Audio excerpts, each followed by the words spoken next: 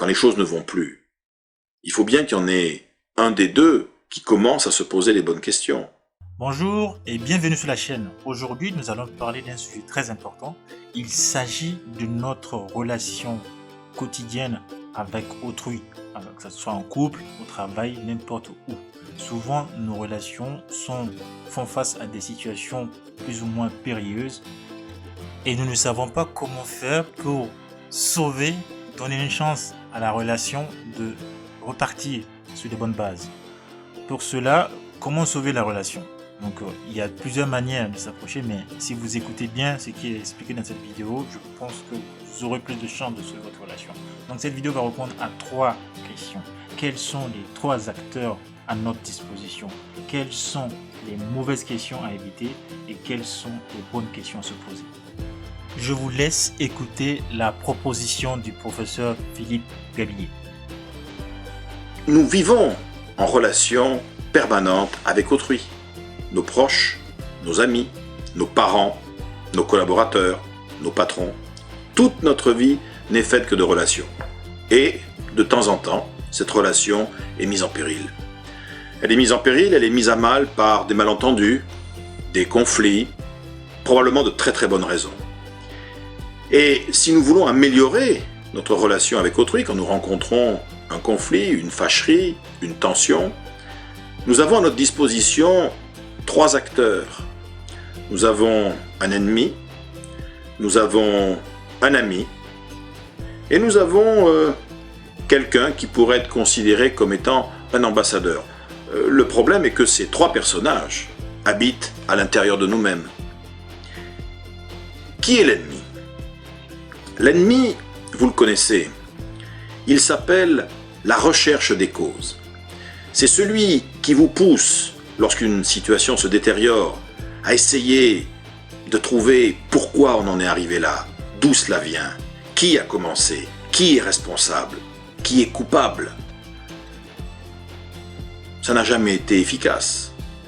Dans quelle mesure le fait de savoir qui est coupable, qui a commencé, pourquoi on en est arrivé là, en quoi est-ce que cela nous aide à sortir du conflit?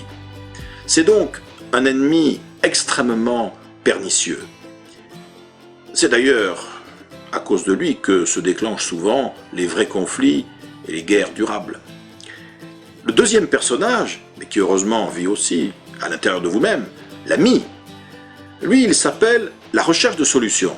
C'est celui qui vous pousse dans une situation de conflit, dans une situation de tension, qui vous pousse à vous demander comment faire pour. Quelle serait la solution alternative? De quoi aurais-je besoin pour vivre différemment avec lui, avec elle? Ce qui est intéressant avec cet ami, c'est qu'il vous pousse à regarder avant tout vos points forts, vos ressources, les leviers, les éléments positifs sur lesquels vous pouvez vous appuyer pour sortir de cette tension ou de ce conflit. Et pour aider cet ami à mieux fonctionner, vous avez un 3e personnage, qui heureusement vit lui aussi à l'intérieur de vous-même, qu'on pourrait appeler l'ambassadeur. Et l'ambassadeur, c'est celui qui vous pousse au quotidien, avec les bonnes questions, à faire en quelque sorte votre auto-bilan. Parce que quand on est confronté à une tension avec quelqu'un, à un conflit, quand les choses ne vont plus, il faut bien qu'il y en ait un des deux qui commence à se poser les bonnes questions. Pourquoi cela a commencé? La faute à qui? Ça ne sert à rien. Comment faire pour? Quelles sont les solutions? C'est parfois difficile. Entre les deux, il faut passer par une phase intermédiaire. Et la phase intermédiaire, c'est celle qui consiste à se dire, dans le fond, c'est comment de vivre avec moi? C'est comment de croiser mon chemin? C'est comment de m'avoir comme ami? C'est comment de m'avoir comme collaborateur? C'est comment de travailler avec moi? Est-ce que je suis quelqu'un avec qui moi-même j'aimerais vivre, j'aimerais communiquer, j'aimerais travailler?